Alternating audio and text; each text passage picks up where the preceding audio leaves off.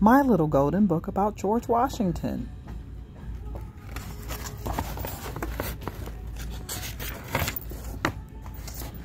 George Washington was the very first president of the United States. Growing up, George never dreamed he would be president. America wasn't even a country yet.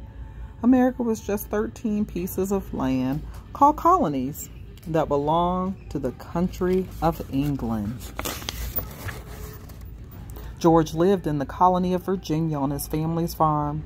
He was a tall, quiet boy. He didn't mind studying or doing chores. But whenever he could, George slipped outdoors. He loved to fish in the river, hunt in the woods, and ride horseback over the rolling green hills. When George turned 20, he joined the army. England needed soldiers. Another country, France, was trying to take over some land near the colonies. George was a good soldier, brave and smart. He was lucky, too.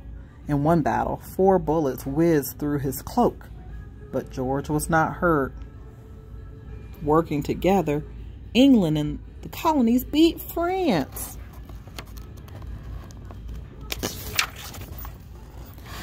George went back home. He married a kind woman named Martha Custis.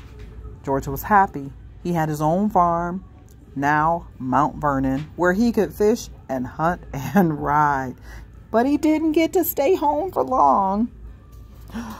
Trouble was brewing. The colonies didn't like the way England was treating them.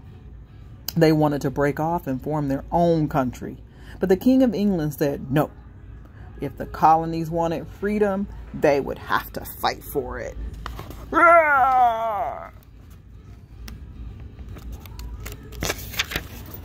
People remembered how well George had fought against France. They asked him to lead a new war, this time against England.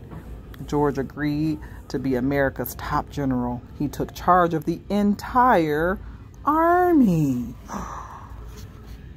The war lasted 8 years.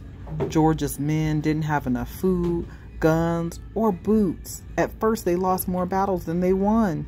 George kept going. He didn't just give his men orders. He fought beside them. His courage made them want to fight harder. Finally, after a big battle in Yorktown, Virginia, England's general sent a message to George. We surrender. The war was over. America was free. No longer would the colonists be ruled by the king of a faraway country. The 13 colonies became the first states. These states formed a brand new country, the United States of America. Someone had to lead the country. Someone brave and smart. Someone who knew how to take charge. An election was held to choose the first president. George won every vote. George got right to work. He helped the states join together peacefully. He set up a new government with new laws and new American money. He even chose the spot where the White House would be built. After 8 years, George looked around. He saw that America was growing into a fine, strong nation. It was time George decided to let someone else be president. George went back to Mount Vernon with Martha. It was good to be home. He took care of his farm. He welcomed visitors, lots of visitors. Everyone wanted to meet the most famous man in America. George didn't mind. But whenever he could, George slipped outdoors to fish in the river, hunt in the woods, and ride horseback over the rolling green hills.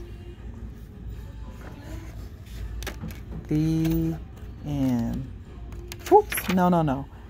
There's some things about George right here. We honor our first president in many ways. His picture is on our dollar bill and our quarter.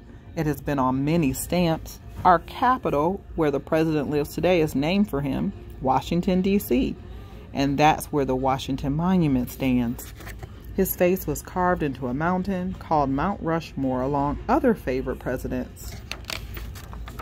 And every year on the third Monday in February, we celebrate his birthday. Happy birthday, George.